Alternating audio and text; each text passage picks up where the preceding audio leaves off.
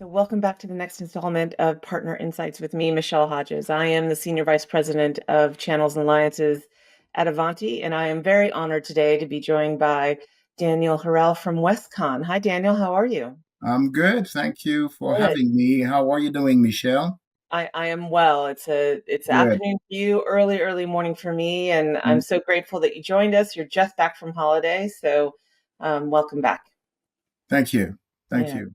So, can you tell me a little bit about your role, and then we'll hmm dive into a little bit about Westcon.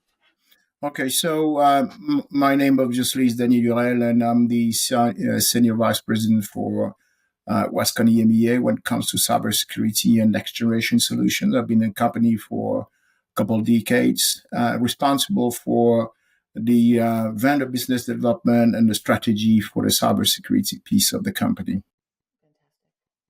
And the subject that we're going to talk today is about focus, right? hmm Both in terms of partnerships and investments. And in businesses of our size, yours is considerably larger than Avanti, but Not, Avanti's that- still not that much. It's a little bit when. just a little bit, maybe 30x.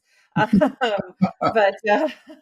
um, to be able to have that kind of success, at least in your and my experience, being super targeted and focused in how you make investments and how you build your partnerships to me is one of the secrets. So we're going to dive into that today. Mhm. For those that don't know, let's just open though around what Westcon looks like, what distribution means today in the modern world, and then we'll dig down into the investment component first. So Westcon is, it's more than a distributor. We aggregate services and solution coming from our vendor partners. We are a five-ish billion-dollar company worldwide, mostly operating in EMEA and APAC. So we've been on the market for a number of years, and our specialty are cybersecurity, obviously, but also networking, collaboration, and OT and IoT. We have two go-to-market. When it's Comstore, the other one is Westcon. I'm a part of the Westcon, and Comstore is 100% focused on Cisco. So, in each of these different kind of horizontal focus areas, and we'll talk about cybersecurity since you're here, um, you can't. You have the challenge of you probably have to cover everybody, but there you also have to make some bets to be effective with a few vendors. How do you make those decisions around strategic vendors and investments?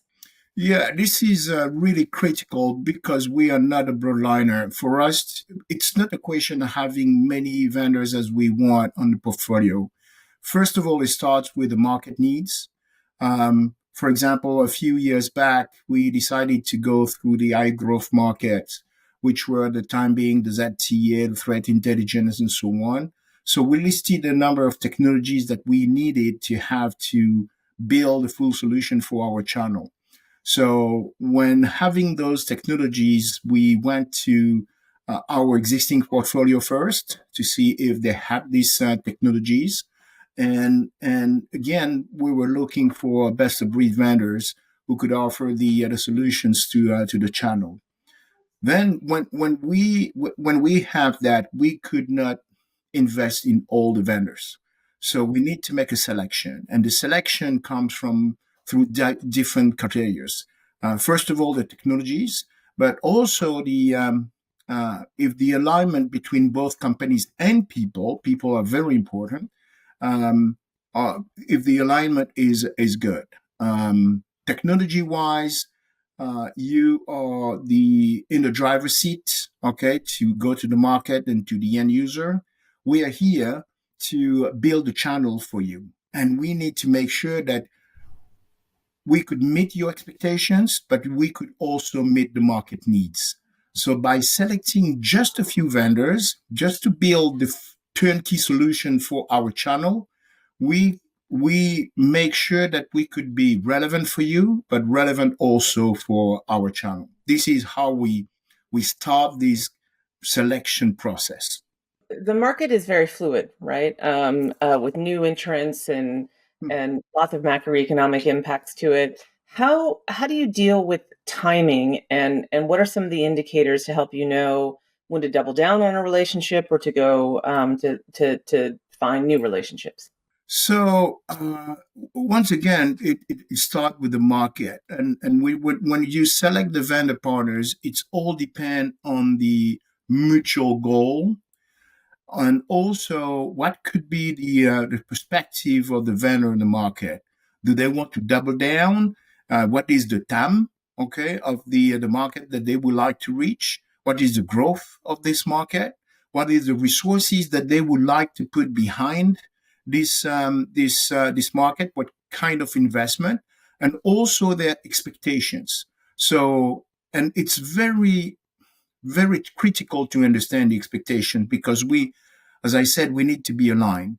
And I don't want to give or to overpromise what we could not deliver. If, for example, you ask me to go to the S of the SMB, this is not something that we could do by ourselves. We need to use another tools called the MSSPs, as you know, and there is a lot of criteria that we need to review to go to the market with a vendor. In terms of timing, to go back to your question, it's we need to invest upfront. We know that the market will grow. We want to achieve some overall number together, but this is not. It's like a chicken and an egg story, but we know that the vendor and us need to pre-invest to make sure that we will be ready when the market will grow. So there is some special investment that we need to do. There is also some business planning session that we need to set up just to make sure that we commit to the same overall goal.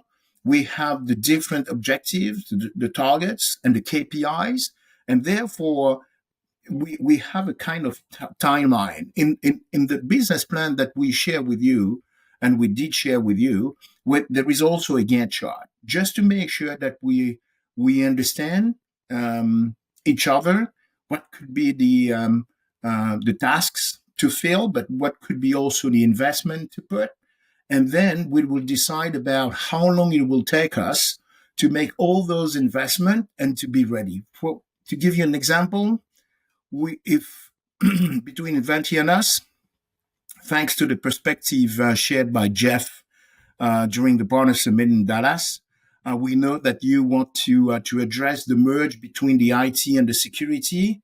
That could take a few quarters to make that happen. When we will be ready with the data, with the technical knowledge also, and making sure that we could address the right targets in the channel. Gosh, you said a bunch in there. I want to start to pick that apart a little bit. Mm-hmm. First, if a vendor's coming and wants to invest in a strategic partnership with you, what do they need? What do they need to be prepared for? When you say we've got to bet early and big, what are some of the things that you're hoping that they come to the table with? First of all, it comes with the people and the resources. At the end of the day, it's dollar. Okay, resources is dollar, time is dollar. So we need to understand your expectation, Michelle. When do you want us to be ready? When do you want us to invest? What kind of investment? To go into the details, we could talk about system integration also because timing is important, and to have a full integration of both systems could accelerate the time to market. It's not just about the transaction, but it's also about the DREG, the technical enablement, all the licenses that we could have access to make sure that our technical community are well trained or well certified. This is the kind of investment that we are looking for and asking for to make sure that we will be successful. Well, what a great first half of the conversation. Walking this back, it's clear we're going to have to put these into two parts. So we'll pick this episode back up in part 2. Thanks for listening and stay tuned for the rest of this engaging conversation with Danielle.